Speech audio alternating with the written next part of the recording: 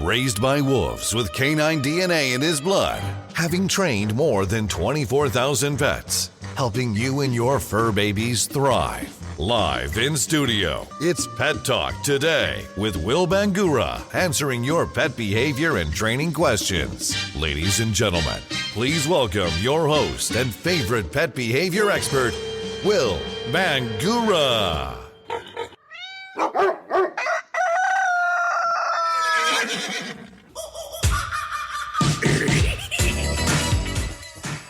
Good Saturday morning, pet lovers. Hey, I'm Will Bangura. Thanks for joining me. Thanks for being here for another Saturday and another Pet Talk Today. Hey, if you're a regular viewer, thanks for being here. Really appreciate your support.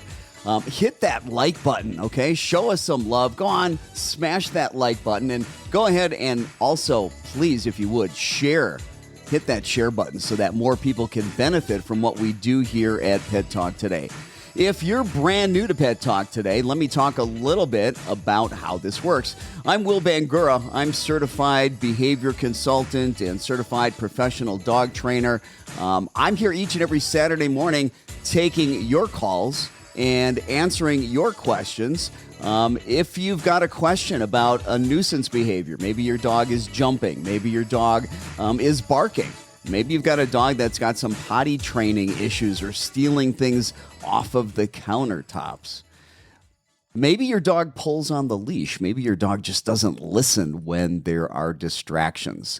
Doesn't matter what kind of nuisance behavior you have. Doesn't matter what kind of dog you have. Doesn't matter what kind of problem. I'm here to help you deal with those issues. Now, some of you got some very serious problems. Maybe you've got dogs that have serious separation anxiety, fears, phobias, aggression issues. I take those questions too. Sometimes those are a little more complicated, but that's what I specialize in. I specialize in dealing with very severe behavior problems, dogs with fears, phobias, aggression, anxiety.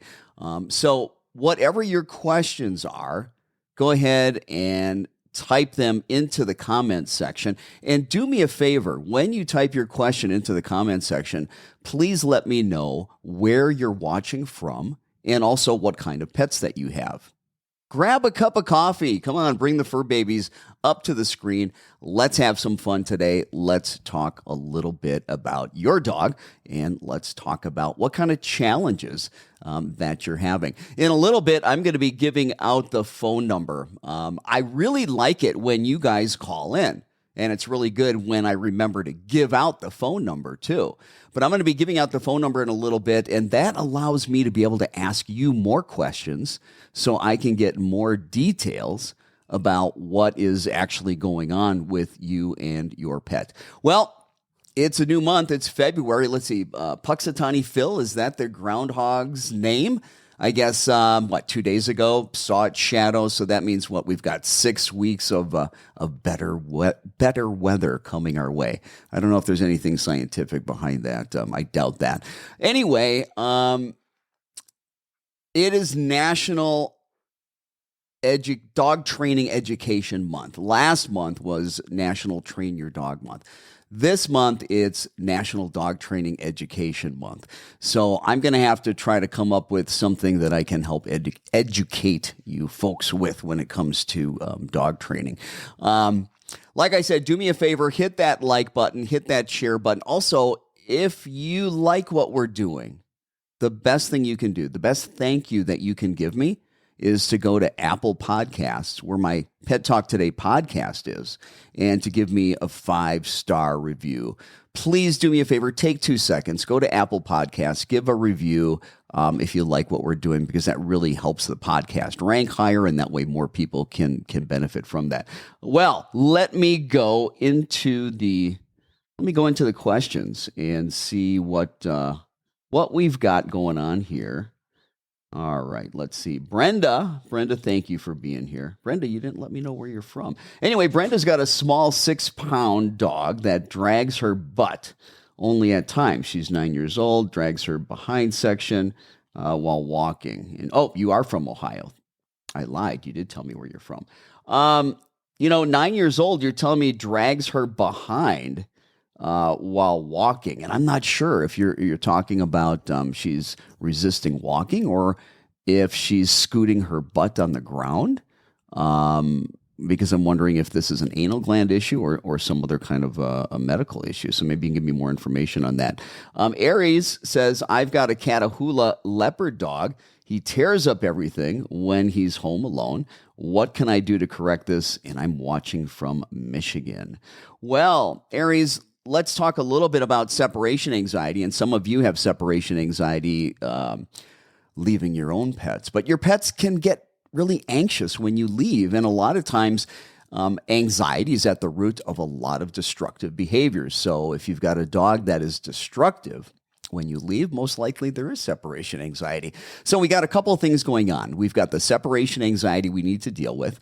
Then we also need to be dealing with the fact that we've got a dog that's destroying things.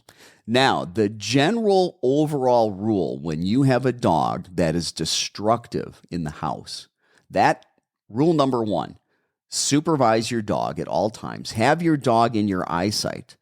And if you can't have your dog in your eyesight, if you can't have the dog with you at all times, then you need to be crating your dog so that your dog doesn't have the opportunity to engage in a behavior that we don't want without us having the ability to interrupt that unwanted behavior and redirect the dog so that we can start teaching the dog what we would like it to do. So it's not the end of the world if your dog is destructive. It's not the end of the world if your dog has an accident in the house. It's not the end of the world when your dog misbehaves, but it will never get better if your dog is allowed to continue to rehearse these unwanted behaviors over and over and over, and you're not there to see it, to do something about it. So number one rule, supervise or confine your dog. Now, that's not the fix, but it's partially the first step to the fix. Now, really what we're probably dealing with is a separation anxiety issue. And separation anxiety, depending upon the level of severity, sometimes need medication along with behavior modification. If it's so severe, I mean, we've got dogs that, they are literally hurting themselves trying to escape and get out of the house. They can't stand it. Their pads are bloody. They're breaking teeth off trying to get out of the crate, profusely drooling, having massive panic attacks. Those dogs need medication and they need behavior modification. Now, from the behavior modification perspective, we're talking about desensitizing your dog, getting your dog to not care that you're gone. And one of the things that you have to do is you've got to come and go, come and go, come and go, come and go, come and go, come and go, come and go, and be extremely boring. Don't say anything to your dog. Don't reward your dog when you come back. Don't get excited when you come home. Don't get excited when you leave. But the way you're going to practice this, you're going to go ahead, crate your dog, walk away from your dog for 3 seconds, come back, let the dog out of the crate. Then go crate the dog, walk away for 3 seconds, come back, uncrate the dog. You get the idea. Real short duration, 3 seconds. Now, if your dog's upset and can't stay calm for 3 seconds of your absence, yeah, you probably got a severe separation anxiety issue, and you might need to see your veterinarian about medication. You might need to contact a certified behavior consultant, somebody to help you with that, okay? But when we're adding more and more time to our time away from the dog, so we go 3 seconds, 5 seconds, 10 seconds, 15 seconds. Again, we keep leaving and coming back, but very slowly, very gradually adding more and more duration of time of our absence, little by little helping the dog to get used to it. If you have gone and left the dog and your dog starts to get crazy, crying, and starts having anxiety, you've left too long, too soon. You can only do this work, this desensitization work, at your dog's pace. Okay? It's never going to get better if your dog keeps getting upset about this. So if you have to leave, you better take your dog to doggy daycare. You better get a pet sitter. You better get somebody to stay with the dog until you've done the work. And it can take a couple months sometimes to get this done. Now, as you're adding more and more time away from the dog, right? You walk away for 3 seconds, you walk away for 5, you walk away for 10 seconds, you walk away for 30 seconds, you walk away for a minute, and you keep coming back. You don't say anything when you come back. You don't reward the dog when you come back. You just keep doing that. But let me tell you what else you need to do. Really smart dogs are going to figure out the pattern. They're going to figure out, hey, listen, the longer this goes on, you keep adding more and more time away from me. It keeps getting longer and longer and longer. And they can start to predict that and get anxious. So one of the things that we need to do to avoid that from happening, as we're increasing the duration of time that we're away, you need to throw in short duration. So let me just kind of spell this out.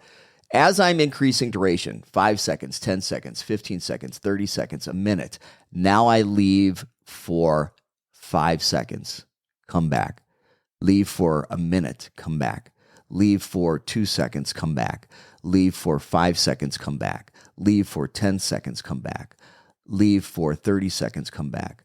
Leave for 45 seconds, come back. Leave for 5 seconds, come back. Leave for 10 seconds, come back. Leave for 1 second, come back. Leave for 30 seconds, come back. Leave for 2 seconds, come back. Leave for a minute, come back. Leave for 5 seconds, come back. Throw in the short duration as you're increasing the length of time that you are leaving your dog. So your dog doesn't begin to predict, oh gosh, the longer we do this, the longer my pet parent, my pet guardian, my owner is going to be away.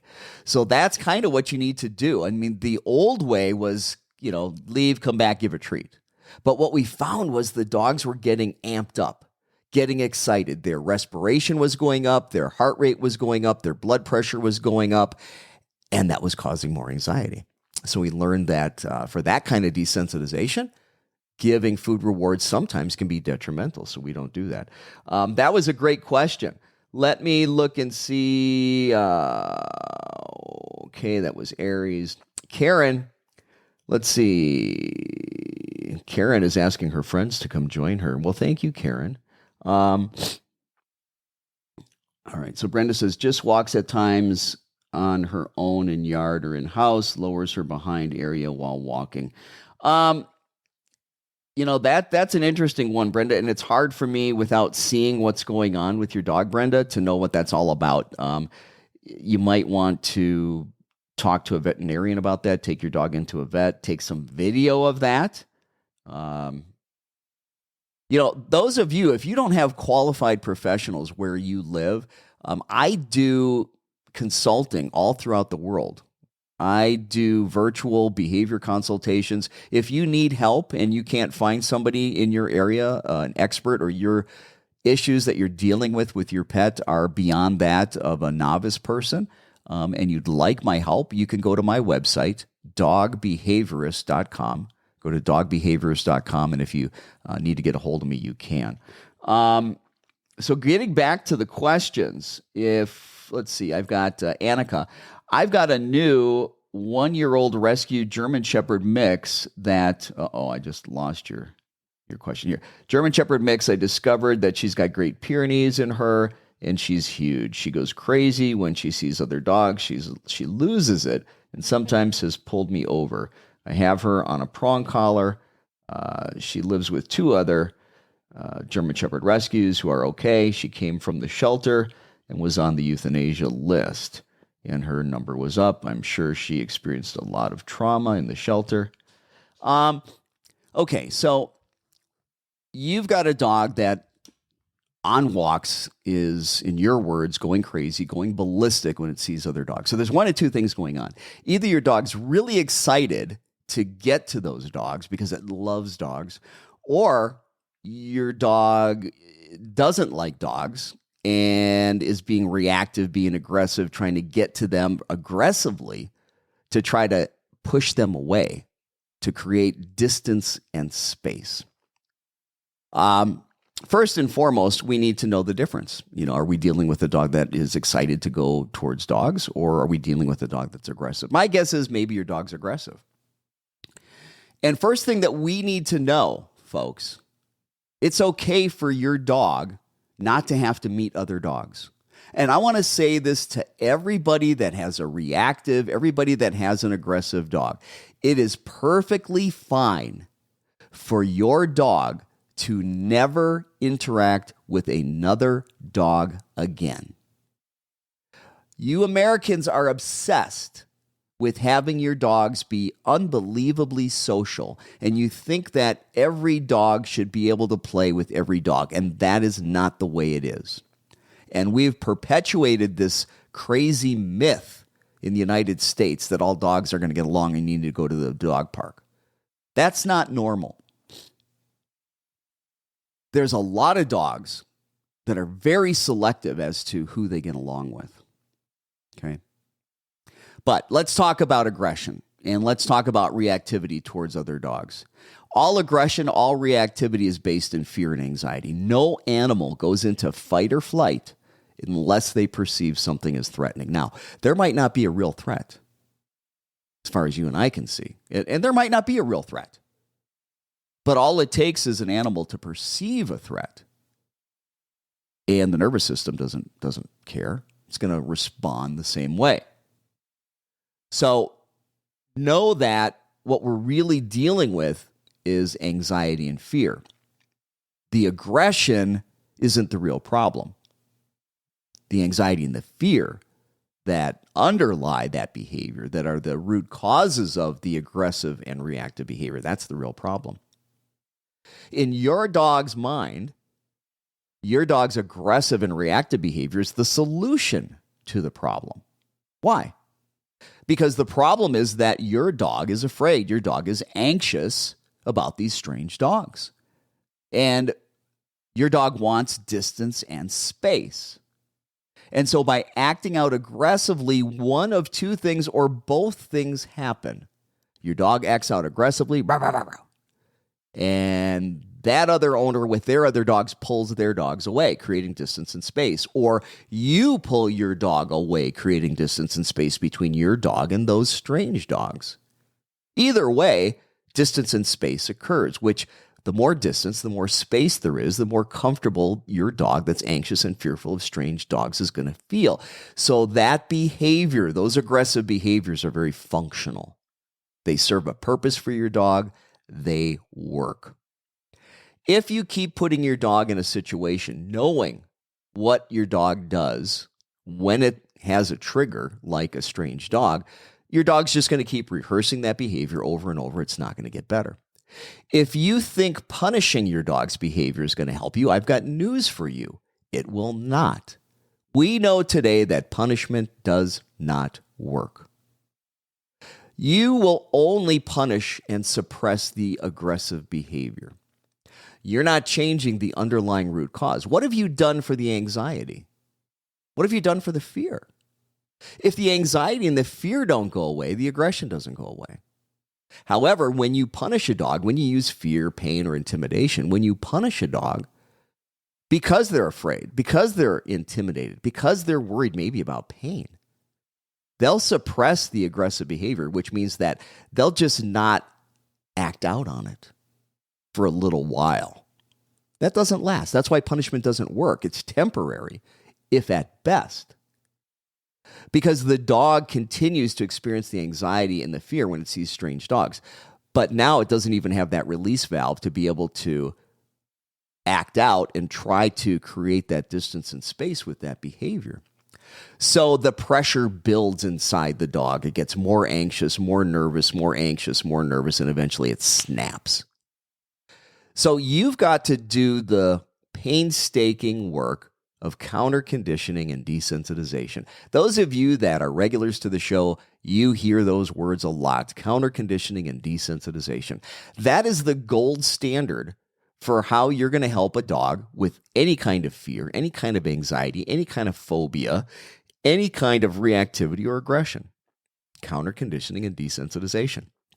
That is the exposure of triggers to your dog, but in a very specific way where we are associating things that are very positive to the trigger, trying to change that underlying emotional response to that particular trigger.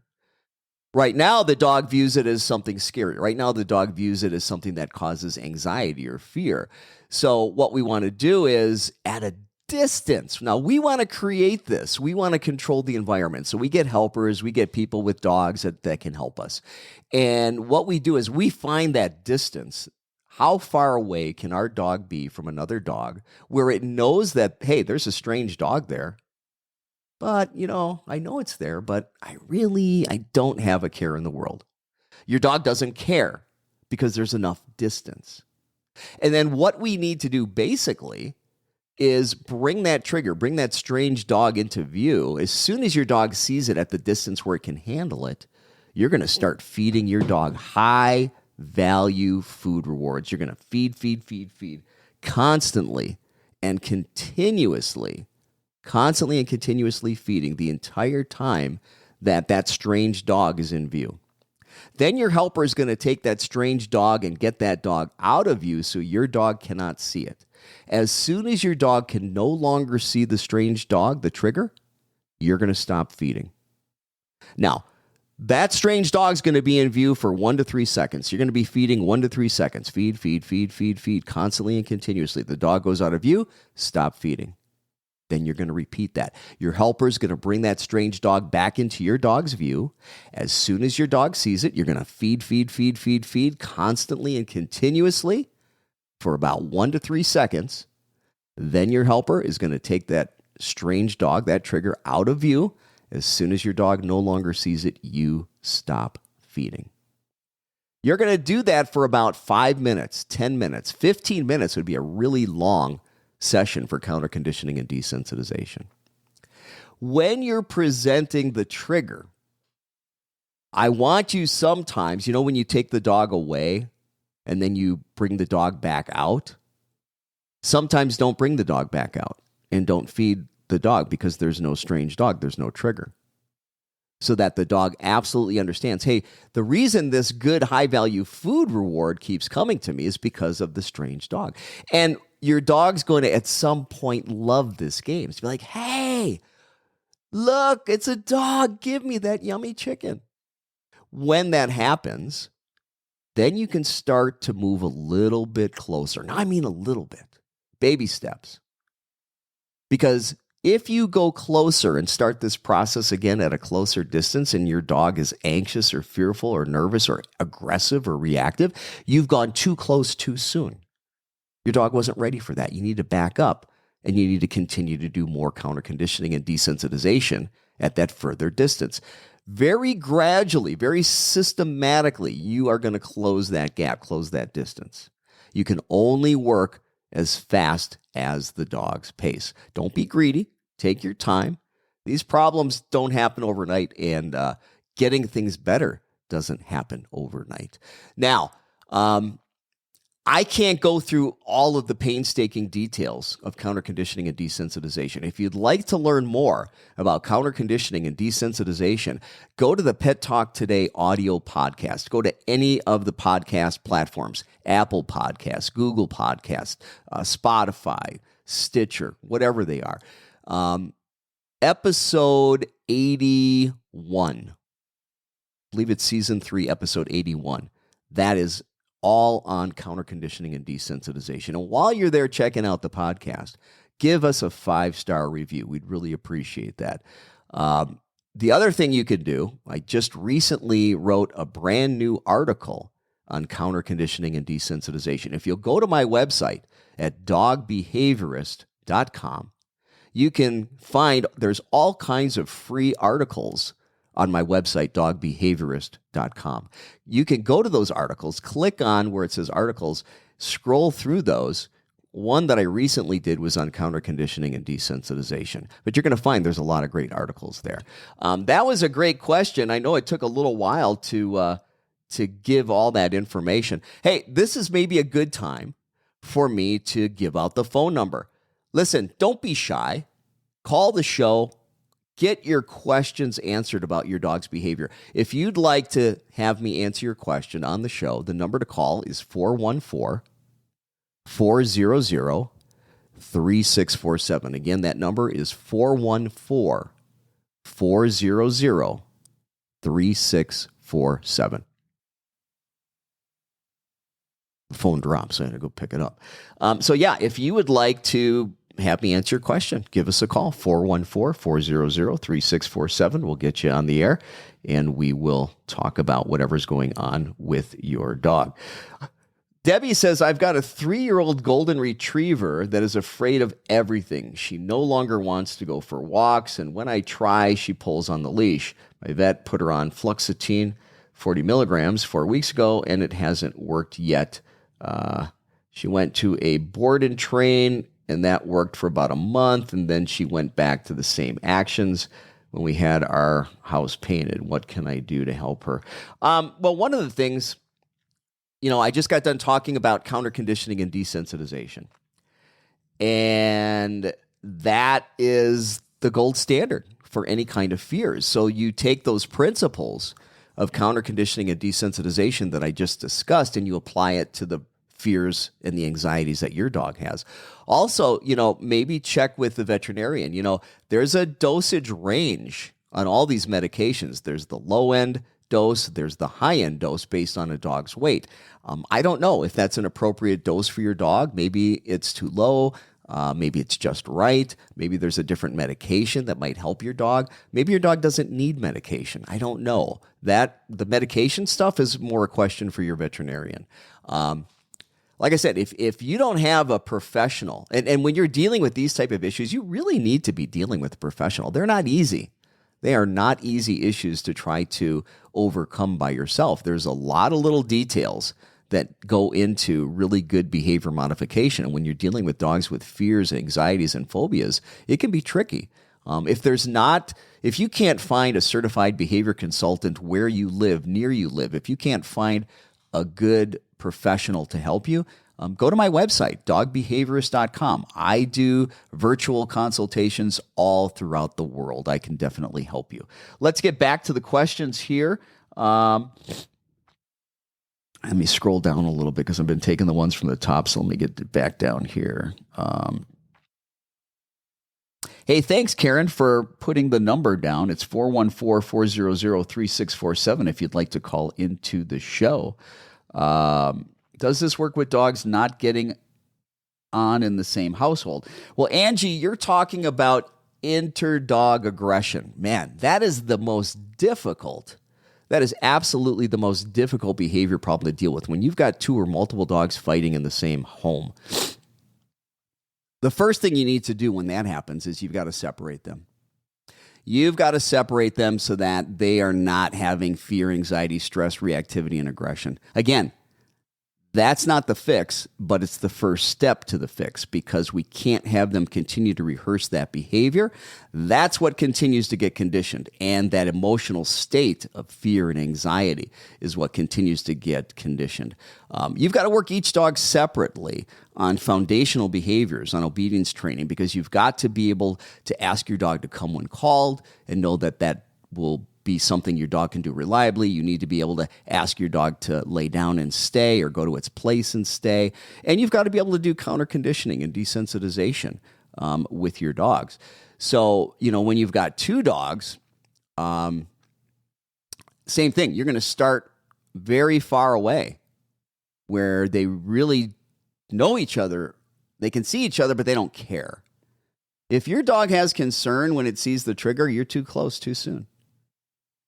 And it's especially difficult when you've got multiple dogs in the house because you've got to manage it in the beginning, which means you got to separate them. And the only time that they're together is when you're doing the work of counter conditioning and desensitization. And that starts at a far distance, and you need a helper, and you've got to do it just right. Again, these are not easy things, folks. When you're dealing with aggression, fears, phobias, you need to be thinking about finding a professional to help you with that, whether it's myself or whether it's somebody locally where you live. Let's see here. Shirley. My daughter has a dog that bites occasionally, even family members. Well, that's no good. Think about it. You guys love your dog. You probably provide everything for your dog: love, shelter, comfort, food, water, affection, play. Why in the world would your dog bite you? Why in the world? The real question is, why in the world is your dog afraid of you? Right? We talked about all aggression is based in fear. No animal goes into fight or flight without perceiving something as threatening. Okay? So, if you've had this dog for a while and you've got a dog that is just never warmed up to you, or if you've had this dog for a long time and it just keeps staying afraid of things, just never seems to get over it, those very severe behaviors, typically, there's a medical component along with behavioral component. Yes, we need training and behavior modification. But in some of these severe cases, especially when it becomes owner-directed aggression, some of these dogs need medicine along with that because there's a neurochemical imbalance. They're not responding so much to external stimuli, right? Have you abused your dog? Is there a reason for your dog to be threatened of you where it would want to go into fight or flight? No, there isn't. Your dog is completely misperceiving the entire situation. If we saw a human being on the street reacting in a way that was so bizarre to what's really happening in reality, what would we think? Yeah, they're off their psych meds. Now, I'm not all about drugging dogs, but I'm all about treating medical issues that need to be treated. And what you don't understand is that dogs can have medical conditions, psychiatric, psychological conditions, trauma, PTSD, fears, phobias, anxieties, just like people do. And their nervous system is just like us, and they need medical help sometimes as well. So if you got a serious problem like that, you need to talk to your veterinarian as well as get professional help. Let's see. What do we got here? Let me give that number again. Nobody's calling. You guys are all afraid to call in, huh? 414-400-3647. Again, 414-400-3647. Let me take a second to talk about Stephanie Cohen. Stephanie Cohen is a licensed clinical social worker. She's out of New York. And she wrote a book, Overcoming Your Child's Fear of Dogs, a step-by-step guide for parents. And we're going to have Stephanie on the show February 18th. I'm going to be interviewing her February 18th. So if you know anybody that has a fear of dogs, please share the information with them and have them tune in on February 18th, where I'm going to be interviewing Stephanie Cohen, and we're going to be talking about how to help your children overcome their fear of dogs. And maybe it's not just children. Maybe there's an adult that has a fear of dogs too. Send them to the show. I'm Will Bangura, and you've been watching Pet Talk Today here on Facebook Live, where I take your calls. I answer your dog training and behavior questions. If you've got a question about your dog's behavior or training issues, go ahead, please type that in the comments section. Let us know where you're watching from, also what kind of dogs you have, and I will do my best to be able to answer your questions. If you need to hire a professional, if there's not somebody in your area that can help you, you can always go to my website at dogbehaviorist.com. I do behavior consultations virtually, and I do that throughout the world. Getting back to the questions, let's see if we've got a new question here. Shirley says, our dog, a Polish hound, wants to ride in the car, but has very high anxiety when he rides. Excitement, arousal, anxiety. They can look a lot alike. The question is your dog really liking this, or is your dog having somewhat of a panic attack? Dogs that have fears, anyway, of riding in cars, that fear starts well before they get in the car. You know, normally we grab the leash, dogs get excited because they're going to go for a walk or something, right? They get excited. We put the leash on them, they get more excited. We walk out the front door, they're even more excited. in a happy way. But then there's that day that we put the leash on, they're excited. We put it on the dog, they're excited, and we walk towards the door that leads to the garage. Now, all of a sudden, if you've got a dog that's afraid of car rides, you've got a dog that's afraid already before you've gotten into the garage. Why? Because they know, hey, the only time we exit through this door, we get in the car. So the first thing you need to understand about a lot of these fears, a lot of this anxiety, where does it start?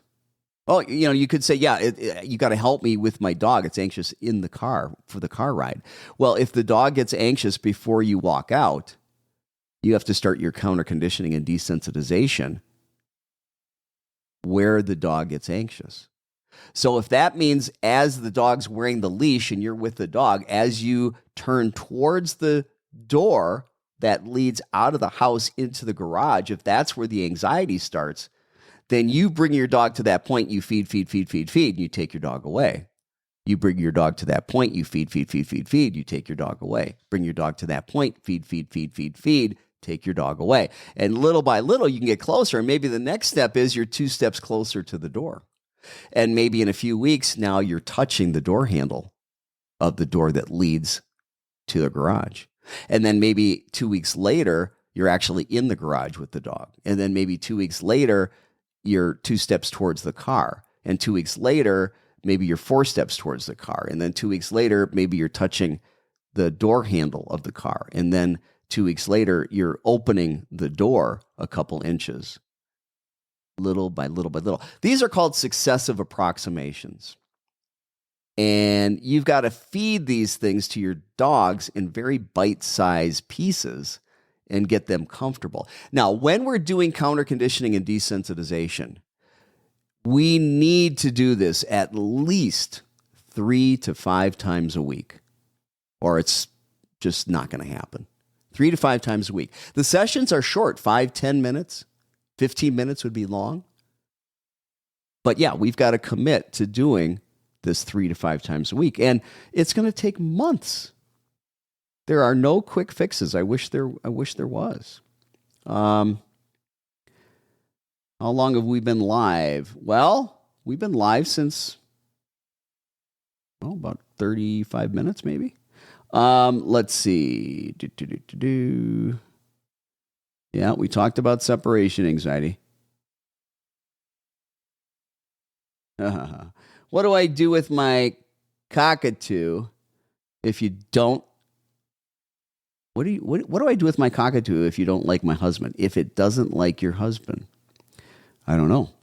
That sounds like a question for a therapist. No, I'm just kidding. So your cockatoo doesn't like your husband. Well, guess what? All animals learn the same. So counter conditioning and desensitization, we do that with birds. We do that with cockatoos, with parakeets, parrots. Okay. And it's the same thing. So let's say that, you've got some really yummy stuff that you can give to the bird. And I recommend a food paste in a squeeze bottle. Okay. Your husband comes into view at a distance. As soon as your cockatoo sees your husband, feed. Your husband walks away, is out of sight. You stop feeding. And you do that over and over and over. And little by little, your husband gets closer and closer and closer. Again, I can't go through all the details of counter conditioning and desensitization because it's very lengthy. But I do have that podcast. If you go to Apple Podcast, the Pet Talk Today podcast, look for episode 81, which is on counter conditioning and desensitization. That's an hour and 35 minutes of details. Check that out. And folks, do me a favor. If you like what we're doing, please go to Apple Podcasts, give me a 5-star review for the podcast because that helps it rank higher, and that means that more people can benefit from what I'm doing. Do me a favor also, please hit that like button so more people can see this. Hit that share button so more people can benefit from this as well. If you'd like to call, if you have a question, you want to call in, that number is 414-400-3647. Again, 414-400-3647. I'm interested in speaking about giving the dog excuses for not abiding or training for basic obedience when the dog has a past of abuse. Any advice on this? I'm interested in speaking about giving the dog excuses for not abiding for training for basic obedience when the dog... I'm not sure that I understand your question, Kiss or Sis. I'm not sure if I pronounced your name right. Maybe you can clarify that for me, okay? Dawn says, I cook homemade food for her and I add vitamins and minerals, but after a day or two, she'll stop eating the food. She wants a new flavor. I cook enough for her for a week, but after 2 days, she won't eat again. You're creating a finicky eater, Dawn. Let's talk a little bit about that, okay? When you start mixing up, somebody has a dog, and all of a sudden they're not eating the way you want them to eat. So you're like, oh, well, let me throw a little cheese on top of that. Then your dog doesn't eat the way you like it to eat. And so, let me put a little gravy on that. And then your dog doesn't eat the way you like it to eat. And so let me put a little bit of cooked chicken on it. And you keep making these accommodations to try to get your dog to eat. And what you're teaching your dog is that it should wait for something new and novel and something that is different that it will like. And you're teaching your dog to be finicky. Look, feed your dogs on a schedule. Put the food down for 5 minutes and pick it up. And don't put it back down until the next scheduled feeding. Your dogs will stop being finicky. They'll start eating just fine. You gotta stop playing that game with them. Let's see. Going back to questions. Back to questions here. Yeah, that was how do I get my dog to eat her dog food. I'm calling from Bullhead City, Arizona. Did you call? I didn't see the phone. I didn't see a number come through. I don't think anybody called. It's 414-400-3647. Let's take a look here. My daughter has a dog that bites a kid. Yeah, we talked about that, Shirley. Good morning, Claire from Louisiana. Thank you for being here. I appreciate that. And let's see. All right, so Karen says, I've got a Husky Healer, 6-month-old. Is it okay to give him melatonin every night? If I don't, he won't sleep all night. He howls, he barks constantly in his kennel. What else can I do so he'll sleep all night? By the way, I'm living in an apartment. Oh my gosh. The energy. And she's from Wyoming. Well, Karen, can you give your dog melatonin? Well, first of all, I'm not a veterinarian. I can't give out medical advice. That is something you ultimately want to discuss with your veterinarian. The literature shows that melatonin, for the most part, is safe for dogs. The literature shows that it can help a little bit with anxiety. It can help a little bit with sleep. What else can you do? Well, enrichment. You know, a lot of our dogs are just bored to death. We need to start doing things to stimulate their brains, mental stimulation, puzzles, games, having them find things that have been hidden. If you go to my website, dogbehaviorist.com, again, go to the articles there. I just did a great article on canine enrichment, and embedded in the article is a really good video that I found on YouTube where somebody is showing you how to make do-it-yourself enrichment toys and activities for your dog. So it's really cool. But that's going to help a lot, keeping your dog's mind busy. You know, not just their bodies, but the mental stimulation. They get bored. You know, that's a big thing that you can do.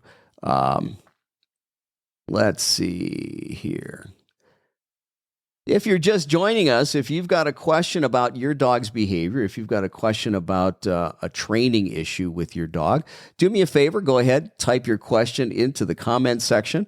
I will do my best to answer your question. Mindy says that she's got a Great Dane that is possessive and guarding of the owner. Well, again, if we've got a dog that's being aggressive, you know what? This might be somebody that is trying to call into the show. Let's find out. Hey, Pet Talk Today. How can I help you? Hang on. Let's get you on the air. We got you on the wrong speaker here. I'm sorry. Hey, what can I do for you? Who are you? Where are you calling from? Hey, I'm calling from North Carolina. My name is Jill. I have a 5.5-year-old Russell Terrier Okay. male. Um, Issues, yeah, there's a variety, but one of the kind of weird ones is he can be walking around the block and, just walking on a walk, and all of a sudden we get kind of not too far from the house, and he'll just kind of lay down, stop. Okay. So you go for a walk. You don't get too far from the house. He lays down. He stops walking. Then what happens? True. Well, he just stops. He's like, no, I want to look around and see what's going on, what's happening. Okay.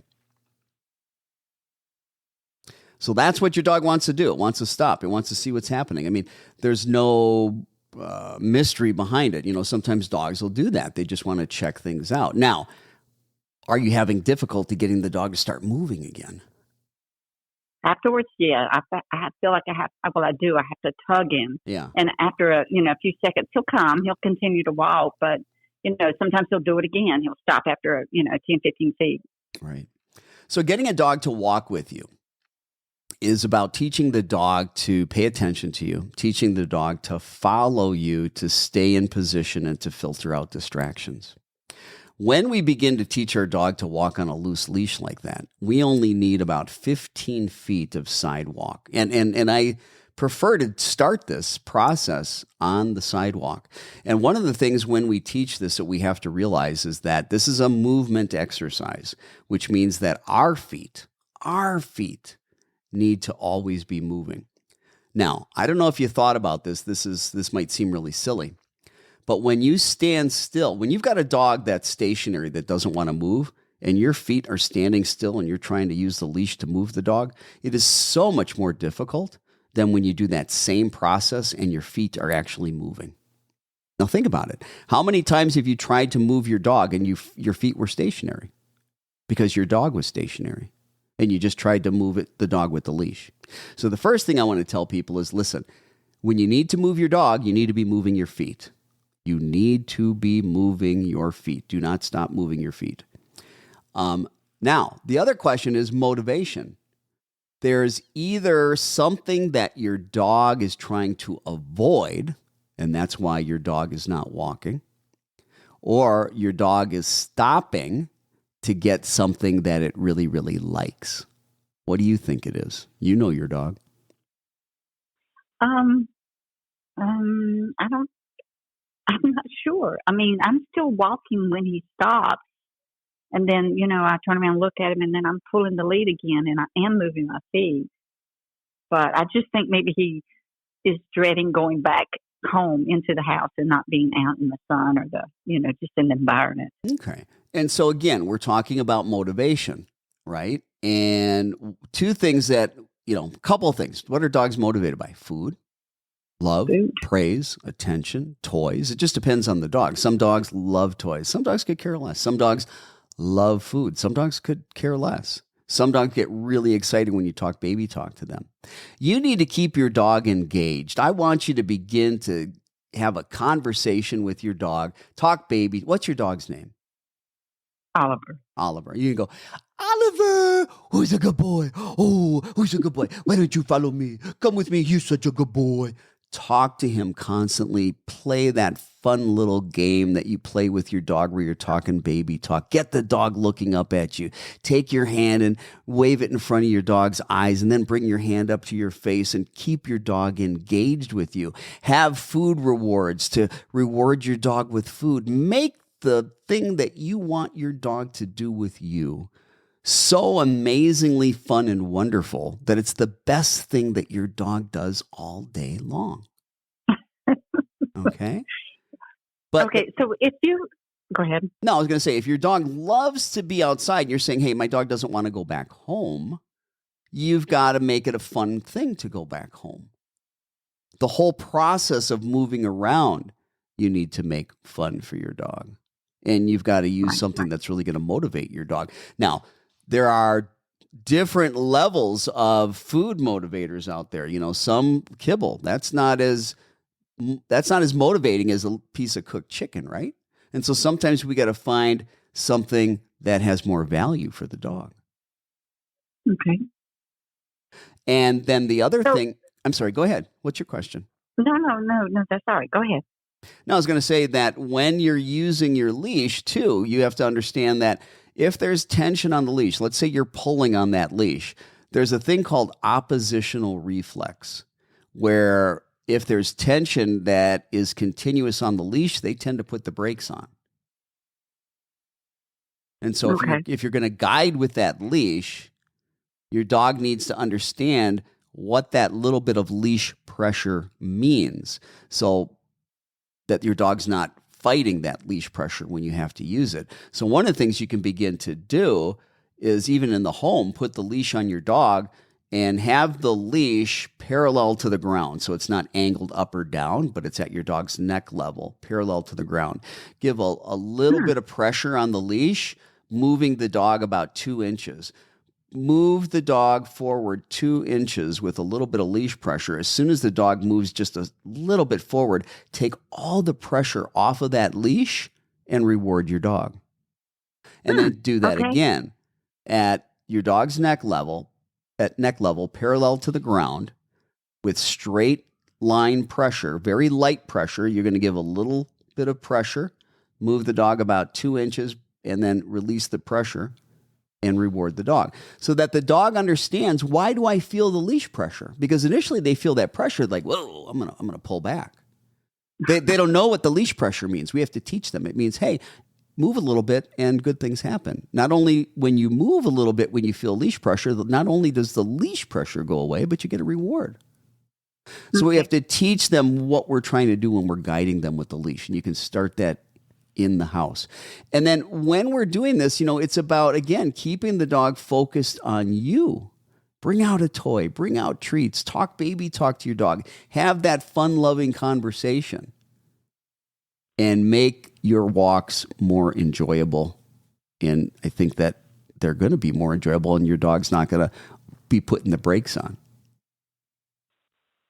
So, just to confirm, so when I'm taking him out on a walk, so should the leash be loose enough to where he can go and sniff and smell to do his business, or should it always be, you stay with me, beside me at all times, no smelling, no sniffing? It's a personal choice. I believe that dogs need to have what I call sniff walks. Okay. That's how they make sense of the world. Okay. They braille the world through their nose. Okay. They need those things, but we also need to be able to say, hey, buddy, let's go. And they follow us. Okay. And so you've got to teach your dog to follow you on a loose leash and pay attention. And for me, with my dogs, if I say, let's go, it's pretty casual. They can be ahead of me, they can sniff, they can be behind me. But when I say, let's go, we got to move. Now, if I say heel, well, yeah, they're not paying attention to anything but me. Okay. But it's about how you teach it. What kind of associations are you making? Okay. And part of teaching your dog to follow you is taking turns, rather than walking in a straight line. Walk 2 steps, make a U-turn. Reward the dog when it follows you on that turn. Walk 3 or 4 steps, make a U-turn. Reward the dog when it follows you on that turn. Walk 5, 6 steps, make a U-turn. Reward the dog when it follows you on the turn. Every time you make a turn, you're taking your dog's focus off of something else and bringing it back into you. And that's one of the ways you're going to teach your dog to pay greater attention, is by taking a turn at least every 8 steps. Okay. And it's not until your dog can really pay attention and follow you do you want to begin extending distance on a focused heel or a focused walk. Okay. All right. But you need to start practicing that. And again, the biggest thing, dogs aren't stubborn. We need to know how to motivate them. What motivates them? And we sometimes confuse. Yeah, I know, JRT, right? Jack Russell Terrorist. I had one too. They're a special breed, but they're a fun breed. So give that a shot. Hopefully sure. That helps you. Do us a favor. Yeah. Call back to the show and let us know if that was something that did help. Okay? Thank you so much. All Thank you right. for, I love your, thank you. Oh, thank you so much. I appreciate you. Thank you.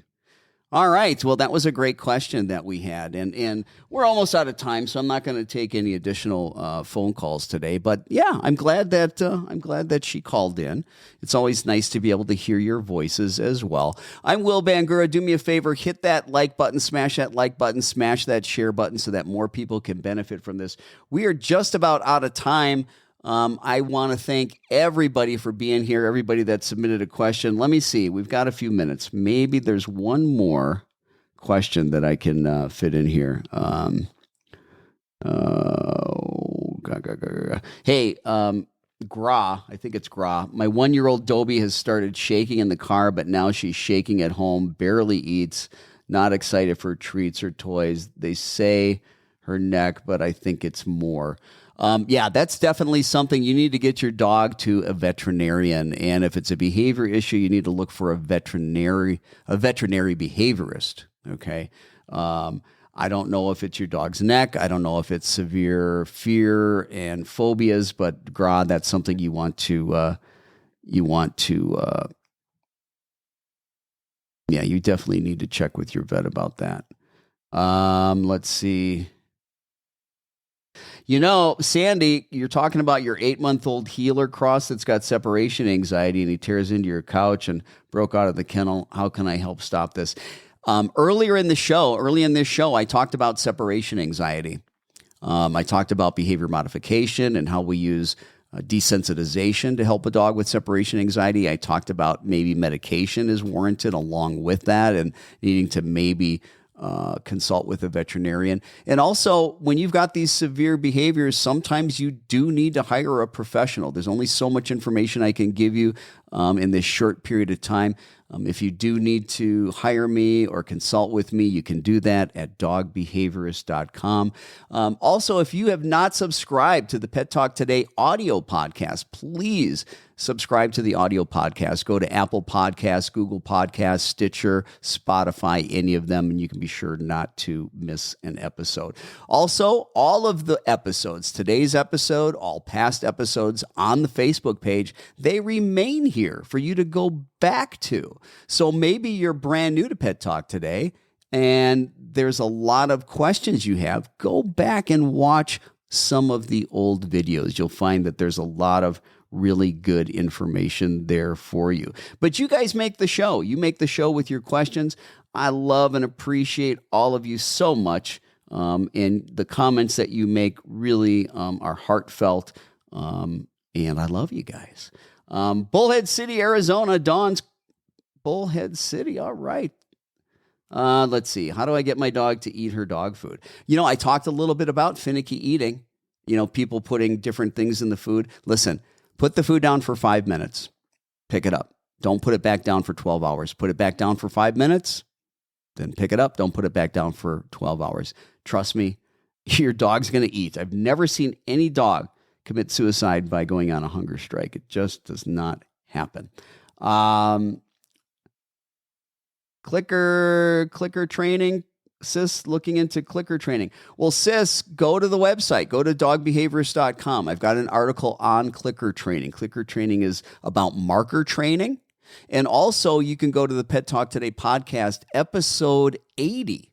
Episode 80 is all about marker training, and clicker training is about using markers in training. The clicker being the sound, that click, being the mark for that particular thing. I'm big on marker training. If you guys don't know what marker training is, you've got to be using markers in training. Go check out episode 80. Yeah, episode 80 on marker training.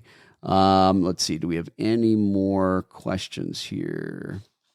Oh, Mindy, I started talking about being possessive of the owner and about human-directed aggression.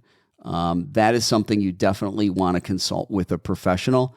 That sounds like it's very, very dangerous, and I don't have enough time to be able to address that right here because we've just got about a minute. Listen, please tell your friends, please tell your family members about Pet Talk Today. We're trying to grow our audience here. I get a lot of emails from you, and a lot of you really appreciate the work that we're doing. Do me a favor. If you appreciate the work we're doing, hit that like button, hit that share button, and do me a favor. Go to Apple Podcast. I know it's a shameless plug. Go to Apple Podcast and please give me a 5-star review so that this podcast can start ranking higher and more people can benefit from that. Well, you know what that music means. That means we are out of time. I want to thank everybody for submitting the questions that you did. If I did not get a chance to get your question, please come back to the show next Saturday, submit your question, and I will definitely do my best to make sure that I am trying to answer your question as well as everybody else. Have a fantastic weekend, everybody. I'm out of here.